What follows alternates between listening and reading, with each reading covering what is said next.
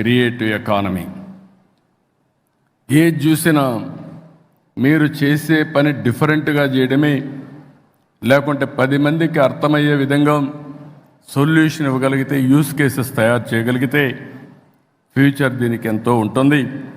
ఇది చూసినప్పుడు నాకు అనిపించింది, మొన్ననే క్రియేటివ్ ఎకానమీలో 2 సిటీస్ని క్రియేట్ చేస్తున్నారు.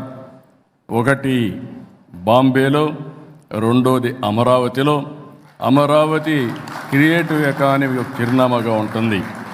ఈరోజు హైదరాబాద్ ఉంది. హైదరాబాద్ని మీరు చూస్తే one of the most liveable city. ఈరోజు ఆలోచించింది కాదు, 1995లో 95 నుంచి 2000 వరకు బ్లూ ప్రింట్ తయారు చేసి ఎక్కడెక్కడ ఏమి రావాలి, ఔటర్ రింగ్ రోడ్ కానీ, ఎయిర్పోర్ట్ కానీ, హైటెక్ సిటీ కానీ, జినాం వ్యాలీ కానీ, ఇలాంటివన్నీ కూడా, ఇన్సూరెన్స్ ఫైనాన్స్ సిటీ కానీ, గచ్చిబౌలి స్పోర్ట్స్ సిటీ కానీ అన్ని ప్లాన్ చేశాం. దానివల్ల ఈరోజు మీరు చూస్తే బెస్ట్ లివబుల్ సిటీగా ఉంది. ఇంకొకటి, జీవితంలో కొంతమంది కొన్ని అవకాశాలు వస్తాయి. భగవంతుడు ఆ అవకాశం నాకు ఇచ్చాడు మీ అందరి ఆశీర్వాదాలతో.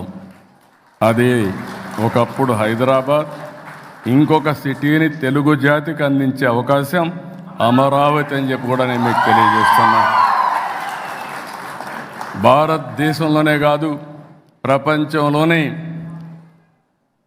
ఏ టాప్ సిటీస్ ఇండియాని చూస్తే 1 and 2గా అమరావతి, హైదరాబాద్ ఉంటాయని చెప్పి కూడా మీ అందరికీ చేస్తున్నా.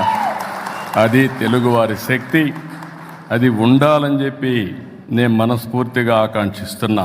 Hi, hello, అందరికీ నమస్తే. This is Anchor Monica. So please do subscribe to GK News 9.